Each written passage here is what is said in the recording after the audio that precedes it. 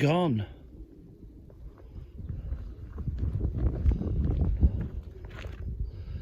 Gone. All gone. All the beautiful trees on my favourite walk near the tiny house for the past 2 years, all gone. And I feel traumatized.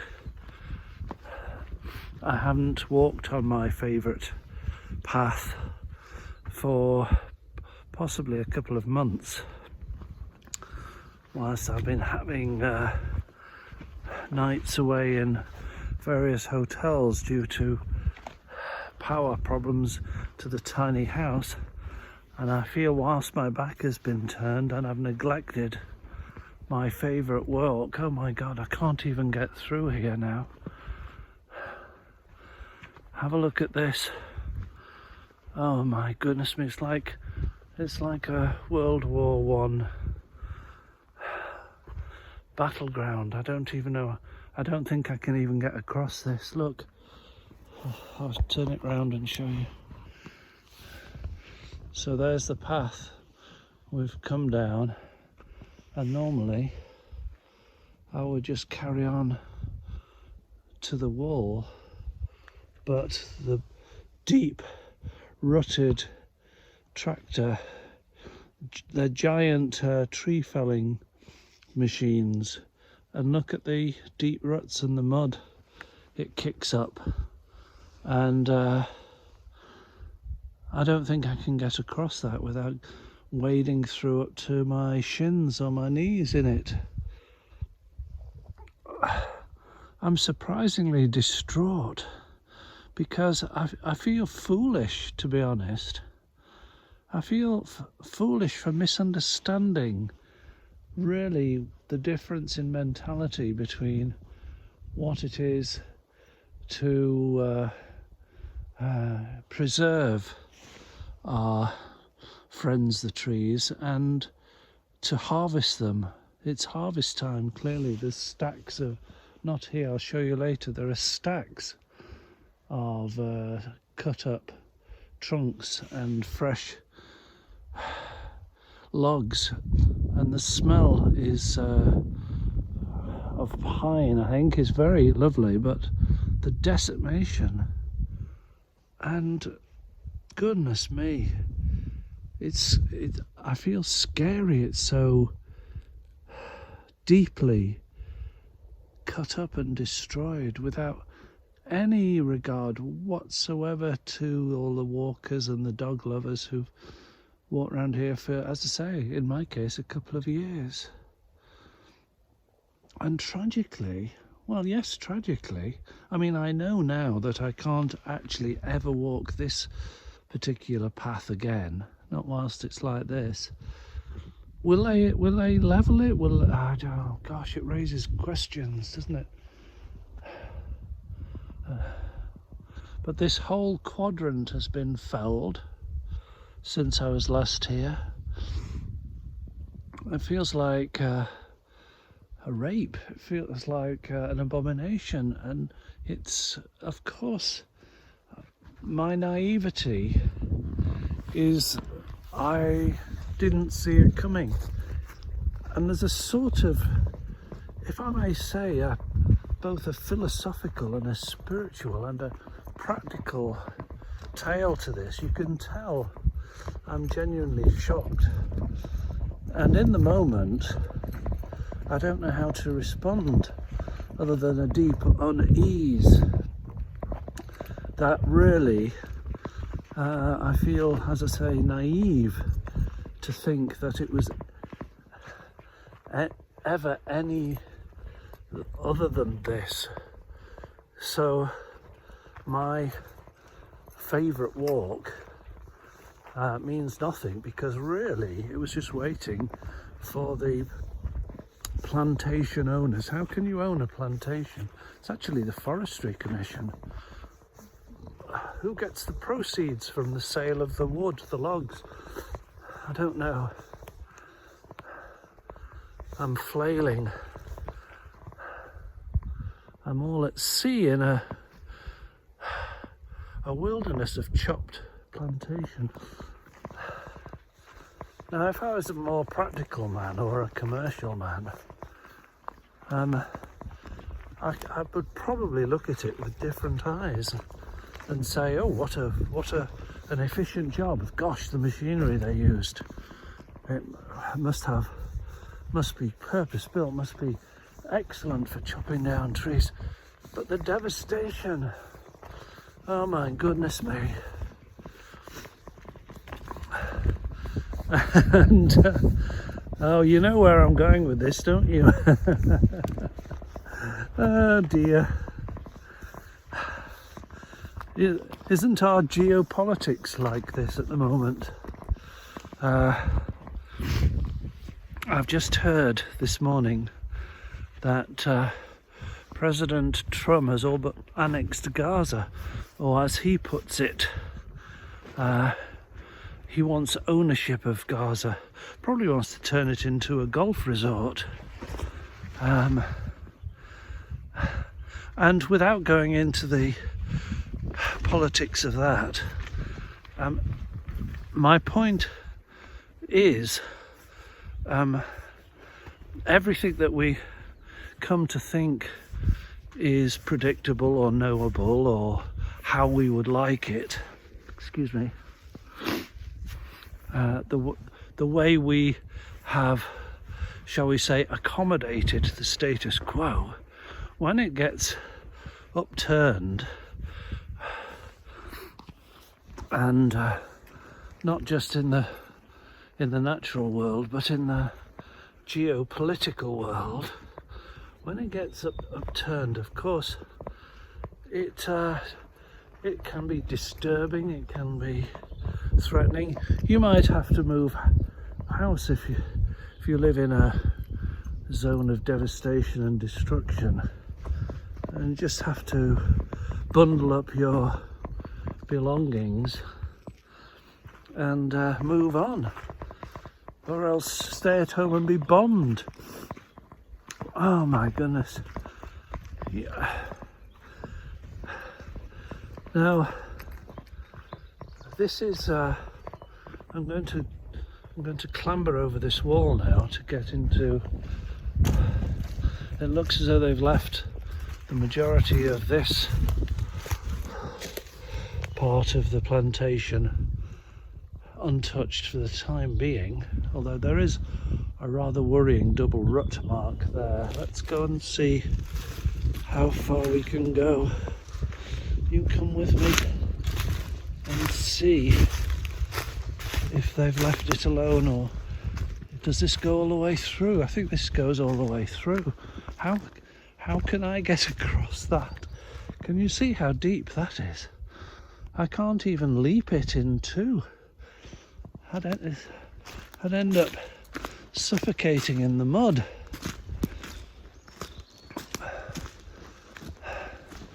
Bear with me. We might find a crossing point, although I suspect not by the looks of it. You can tell I'm completely disoriented, and I have to say this parallels, these ruts, deep ruts, parallels my, if you'll forgive me, my recent disturbed experience in the tiny house.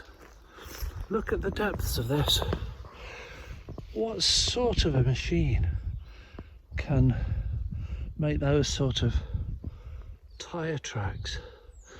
I'm quite intimidated, if not frightened. It could be a sort of War of the Worlds type scenario.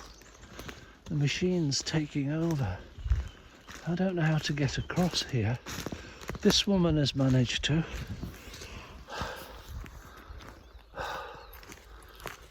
What have they done? What have they done? Hello? What have they done? Made a right bloody mess. It's absolutely horrendous. I'm just trying to find a way across that doesn't involve getting up to the knees in mud. Me too. Good luck.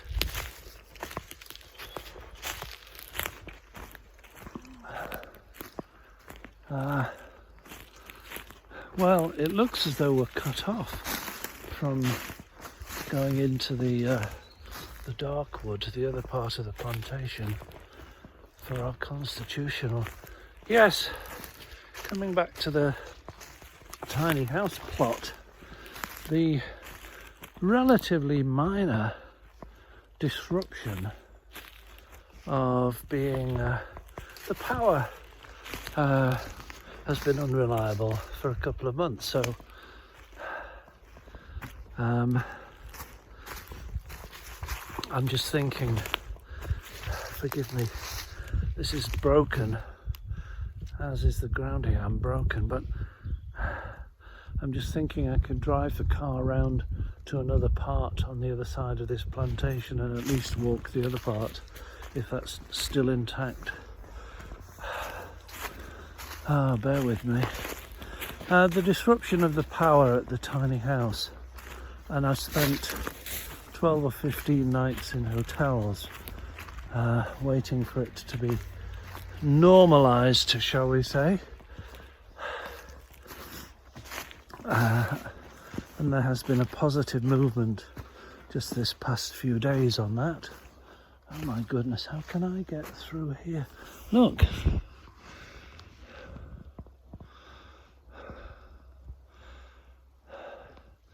I'm going to have to go over this bank and then see if I can. Goodness me.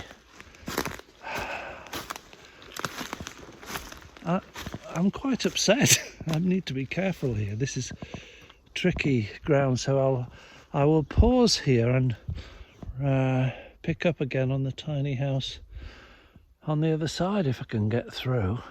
I've just had a word with the man with the truck. He's going to load up a trailer full of logs now, and it's been an interesting brief conversation where he explained that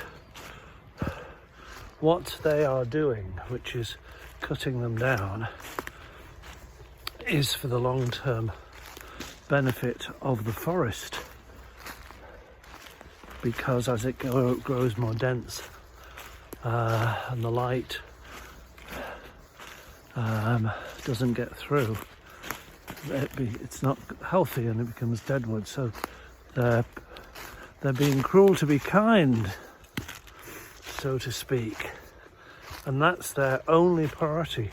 It is, as he points out, a forestry commission plantation, and their only or primary purpose is to manage the forest. There's clearly no secondary consideration to keep the favourite plantation pathways open or viable. Anyway, my point being, there's always more than one point of view. So I feel aggrieved or violated, as I said to the guy, that the forest has been ransacked, raped, cut down, spoilt. That's my point of view as a, shall we say, a walker, but there are other points of view, and this, my friends, is very much the number one lesson that I am having to come to terms with, not just in the plantation here, but not just in the geopolitics, but in my tiny house life, where my living and working day to day has been compromised, and I realised I feel disturbed. Yes, my feng shui's been upended, but psychologically there's a big tree down here since I last. That's my mind, that's my psychology, felled by power outages, because I'm so living in the tiny house is actually not much fun without power, it turns out. And there are two sides to this story, of course. From my point of view, the tiny house is not the problem. From my point of view, the electrics that supply the tiny house is the problem, which, by the way, has been partly fixed this week. It was a problem with the tangle of wires and resets and our CJs in the barn or the shed, and the tiny house is on the end of that. But from the landholders, the farmers' point of view, the tiny house is the problem. Before the tiny house was plugged in to his power source, he didn't have any problems.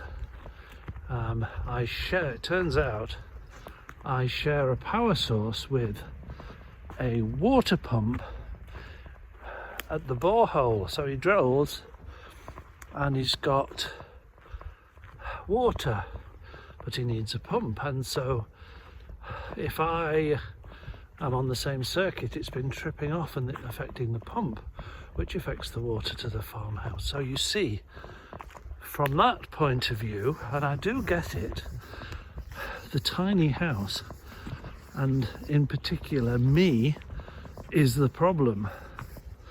And so